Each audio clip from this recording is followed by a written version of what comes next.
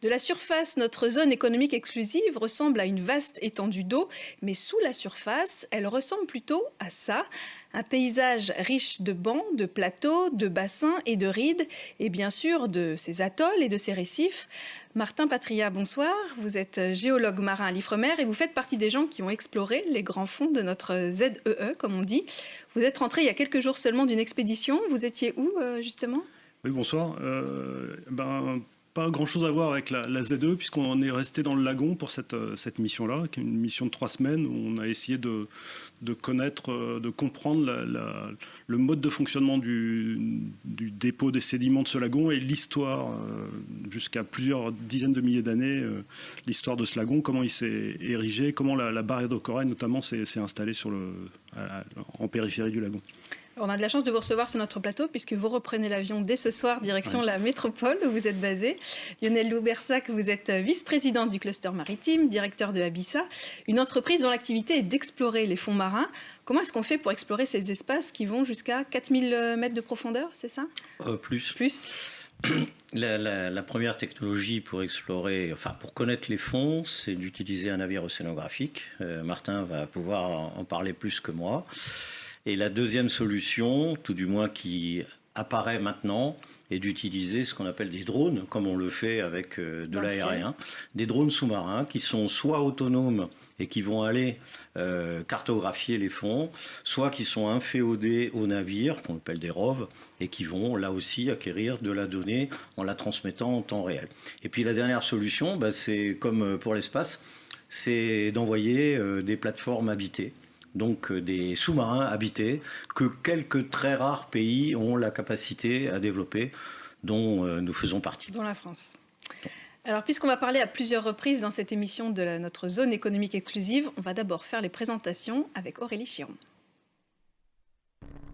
La zone économique exclusive, la ZEE, est un espace maritime qui s'étend au-delà de la mer territoriale dans lequel un État côtier dispose de droits souverains et dispose de l'exclusivité d'exploitation des ressources. Grâce à la Nouvelle-Calédonie, la France détient la deuxième ZEE au monde avec 11 millions de kilomètres carrés au total. Elle s'étend de l'est de l'Australie aux îles Samoa et de la Papouasie-Nouvelle-Guinée jusqu'au sud de la Nouvelle-Zélande. Cette vaste zone maritime génère la coopération avec les pays et organisations régionales du Pacifique Sud concernant le sauvetage en mer, la lutte anti-pollution, la police des pêches et le trafic de stupéfiants. Avec l'appui de l'Agence des aires marines protégées du programme Zone Eco, le gouvernement de la Nouvelle-Calédonie s'est lancé dans un ambitieux projet de gestion intégrée de l'espace maritime, placé sous sa compétence. Ce projet vise à mettre progressivement en place une gestion concertée de la mer de corail avec l'Australie. Voilà, ça c'est pour la partie gestion de cette immense étendue. Nous allons plonger maintenant dans ces grands fonds. Nous avons récupéré des images de l'expédition Kadadip 2 qui s'est faite à bord du navire l'Atalante en 2019. Sur ces images, nous sommes au sud-est de la Grande Terre, à plus de 1000 mètres de fond. La température est d'environ 3 degrés. Est-ce que vous pouvez nous commenter ces images, Martin ? Les images, vous les voyez, ça peut être spectaculaire de beauté, mais si vous pouvez regarder sur les côtés, voilà, comme ici, c'est très monotone, c'est très profond, c'est très noir. C'est un défi extraordinaire parce que c'est loin du bateau, et puis parce que c'est sombre et qu'il y a une pression énorme, donc technologiquement, c'est très compliqué d'aller faire des mesures. Alors nous, on voit quelque chose, mais en vrai, c'est tout noir à cette profondeur-là. Ah oui, là, vous voyez quelque chose parce qu'il y a des énormes projecteurs qui supportent ces pressions-là. Déjà, il faut y aller. Et puis, si on éteint, on voit absolument plus rien. Et est-ce que ces images sont représentatives de ce qu'on trouve dans la ZEE en entier, ou ça peut être des paysages très différents d'un endroit à l'autre ? Ça peut être très différent d'un endroit à l'autre, et c'est souvent très monotone, c'est-à-dire très gris, avec un petit peu de sédiments et quelques organismes vivants un petit peu dispersés, et ou des cas comme ça, où tout d'un coup, il y a une prolifération de la vie, et c'est spectaculaire et merveilleux à voir. Lionel, vous avez déjà eu l'occasion de voir ces images en vrai ? Alors ces images en vrai, là je les vois, mais je ne les ai pas vues en vrai, puisque je n'ai jamais eu la chance de plonger avec ce que j'ai dit tout à l'heure, avec un véhicule habité. Par contre, ce qui est très important, c'est quelque chose qui est de relativement récent. Martin a dit, on est dans le noir, et il y a encore peu de temps, on pensait que dans le noir, il n'y avait pas de vie. Et justement, on a de la vie. Et cette vie, elle est extraordinaire. Elle est effectivement par endroits complètement monotone et par endroits par des concentrations. Mais surtout, c'est une vie dont on est nous-mêmes les descendants. Parce que cette vie-là, c'est le départ de la vie sur la Terre. Ça s'est fait dans les profondeurs. Et ça ne se sait pas. Et c'est très important. Alors, je pourrais insister là-dessus, mais je dirais juste qu'on a 2 signes de cette vie que nous portons en nous. C'est notre plasma sanguin et c'est le liquide amniotique qui fait que nous vivons pendant nos 9 premiers mois. Et ces liquides-là, c'est exactement la composition de l'eau de mer. C'est quand même assez frappant. Donc là, on voit des oursins, des étoiles de mer. On connaît cette faune sous-marine à ces profondeurs-là? On voit qu'il y a des échantillons qui sont prélevés sur les images. Pour ce que je sais de la Nouvelle-Calédonie, en dessous de 500 mètres de fond, depuis qu'il y a des campagnes, une espèce sur 2 découverte n'a pas été décrite. Ça donne une idée de la richesse qui existe dans nos fonds et dans tous les fonds du Pacifique. Et dans tous les fonds de la mer mondiale d'ailleurs, enfin de l'océan mondial. Ça veut dire, Martin, que quand vous avez plongé dans ces profondeurs, vous avez forcément découvert des espèces que personne n'avait vues. On peut le traduire comme ça? Oui, bon, moi, c'est pas du tout ma spécialité, mais dans tous les échantillons qu'on a recueillis lors de cette campagne, il y en a forcément qui seront nouvelles, qui seront des espèces nouvelles, quoi. Donc, oui, c'est assez fascinant. C'est un certain frisson, j'imagine, quand on, ouais, quand mais, on y réfléchit. pour moi, c'était vraiment de l'émerveillement de voir toutes ces espèces avec cette clarté de l'eau, parce qu'il n'y a plus grand-chose. Donc, c'est vraiment un spectacle. Et on rappelle la profondeur maximale de notre zone économique exclusive. Je ne sais pas où ça se trouve d'ailleurs, cette profondeur maximale. La profondeur maximale de notre zone économique exclusive se trouve dans la fosse qui nous sépare de Vanuatu, qu'on appelle encore fosse des Nouvelles Hébrides en géographie. On sait qu'on a atteint 7300 mètres. 7300 Martin est témoin de ceci. C'est pas pour autant qu'on connaît la plus profonde de ces profondeurs. Elle est au minimum de 7003, peut-être plus. Ce que je peux dire simplement, c'est que bon, les très grandes fosses où Marianne dépasse les 10 km de profondeur, les 10 000 mètres, mais nous on a plus de 7 km de profondeur et on est l'endroit le plus profond de toute la zone économique exclusive nationale. Les 11 millions de kilomètres carrés, le plus profond, il est en Nouvelle-Calédonie. Alors effectivement, on ne connaît pas encore tous les secrets de notre zone économique exclusive, mais on suppose qu'elle pourrait abriter certains minéraux et métaux. Aujourd'hui, la ressource la plus connue de nos fonds, ce sont les encroûtements. Explication avec Olivier Monge, le chef du service géologie à la DIMAC. Les fonds sous-marins ont la capacité, quand il y a un faible taux de sédimentation, d'accumuler ce qu'on appelle une croûte et qui est un enrichissement progressif très très lent, quelques millimètres par million d'années, en métaux. Et donc une croûte comme celle-là contient essentiellement du fer et du manganèse, mais aussi tout un cortège de métaux qui peuvent être stratégiques, donc du nickel, surtout du cobalt, du cuivre, ce genre de choses. Donc c'est la ressource qui est la mieux étudiée pour le moment, puisqu'on a eu un travail d'analyse un peu exhaustif sur la centaine d'échantillons qui ont pu être prélevés depuis une cinquantaine d'années sur les fonds marins. 100 échantillons sur l'étendue immense de notre zone économique exclusive, c'est très très peu. Ça représente l'équivalent de 1 à 2 échantillons pour la Grande Terre. Donc on voit que c'est difficile de baser toute une stratégie pour le moment là-dessus et qu'on a besoin d'améliorer les connaissances. Alors les encroûtements, c'est ce qu'on connaît le mieux, même si on ne les connaît pas si bien que ça finalement. Est-ce qu'on a d'autres hypothèses sur d'autres types de ressources dans notre sous-sol marin ? Nous, on n'aborde pas vraiment les choses comme ça. C'est-à-dire qu'on en est tellement tôt dans la découverte de ces fonds marins qu'on est plutôt dans l'exploration au sens naturaliste du terme. C'est-à-dire qu'on découvre les choses, on va voir, et puis oh, qu'est-ce que c'est que ça ? Et c'est pas un inventaire pour essayer de connaître les richesses au sens économique, mais pour connaître la diversité plutôt. Et cette diversité, on s'aperçoit que celle de la ZEE, elle est vraiment énorme. C'est-à-dire que la Nouvelle-Calédonie, c'est vraiment exceptionnel. Ces fonds sont vraiment exceptionnels. Il y a une diversité d'environnement géologique qui est vraiment exceptionnel. Donc c'est ça qui est le cœur de notre métier, c'est pas d'aller chercher des ressources. Donc effectivement, là, les ressources minérales, ces encroûtements, on en a vu. C'est un petit peu la richesse la plus visible, mais c'est pas du tout quelque chose qu'on envisage aujourd'hui comme une ressource économique. C'est-à-dire que personne dans le monde ne sait aller exploiter ces ressources. Et dans la Nouvelle-Calédonie, on en sait encore moins et on ne sait même pas si elles sont suffisamment enrichies. Donc il faut bien retenir ça, c'est qu'on n'en est encore que à la cartographie, à la découverte. Donc il n'y a pas encore de menace vraiment. Je comprends que les gens soient un peu effrayés, mais on est vraiment des naturalistes qui allons essayer de voir ce qui se passe dans ces fonds marins. Alors on en parle aussi parce qu'il y a des endroits sur le globe où la question est quasiment d'actualité, d'aller explorer pour exploiter, notamment au niveau des nodules polymétalliques. Il y a des entreprises qui sont déjà quasiment prêtes, qui arrivent aujourd'hui à les faire remonter à la surface.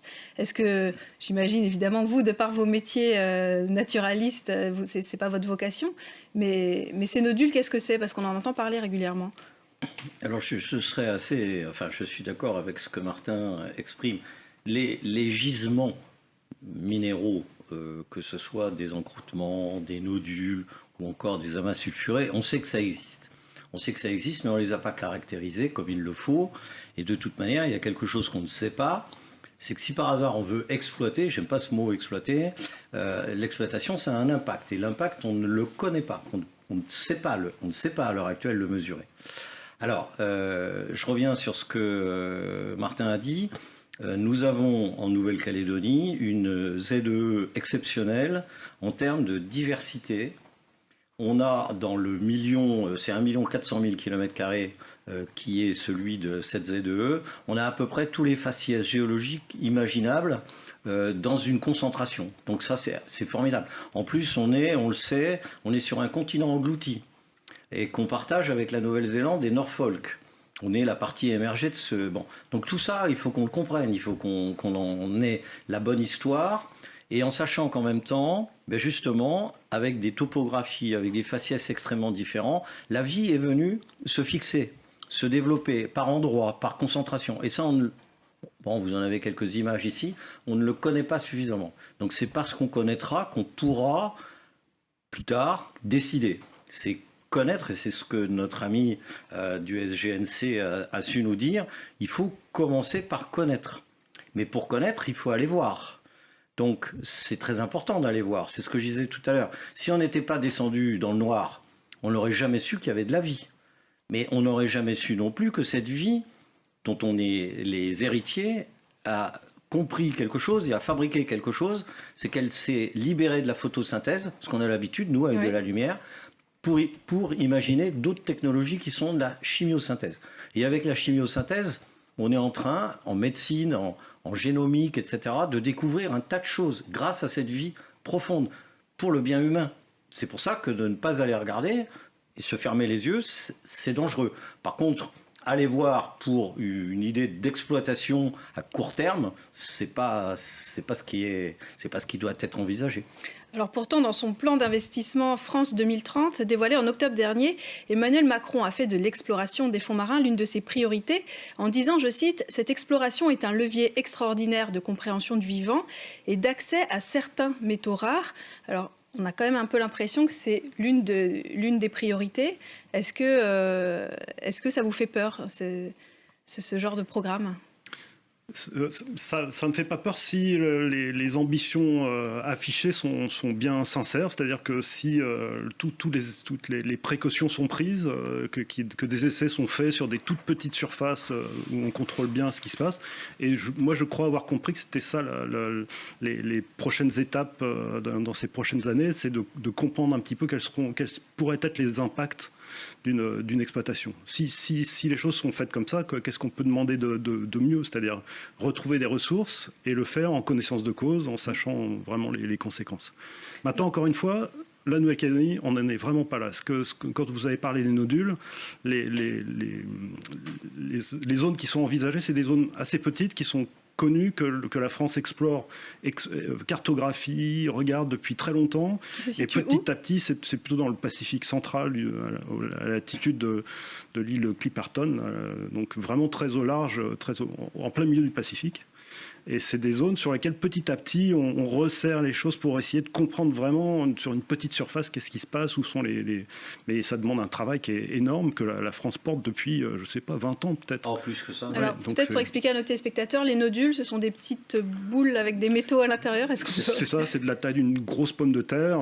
C'est une concrétion dans laquelle on retrouve des minerais, des métaux qui sont nécessaires aux technologies de demain.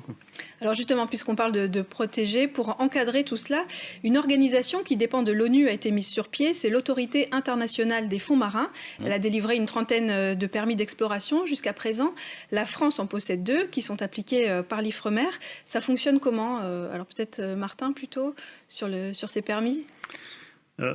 Donc c'est des permis qui sont donnés à un État déjà pour faire une exploration et rendre des comptes tous les je ne sais pas combien de temps. Il doit les rendre 5 ans à peu près. C'est-à-dire que l'État, l'entreprise qui s'occupe de ces permis doit conduire un certain nombre de travaux. Il s'engage à conduire un certain nombre de travaux, donc à opérer un certain nombre de campagnes océanographiques et petit à petit à préciser un petit peu quelles sont ses intentions. Et au bout d'un certain temps, il peut se retirer ou redemander un permis qui d'abord est un permis d'études, qui est un permis de cartographie et qui est encore loin du permis d'exploitation. Celui-là serait vraiment le permis qui permettrait d'extraire des minéraux.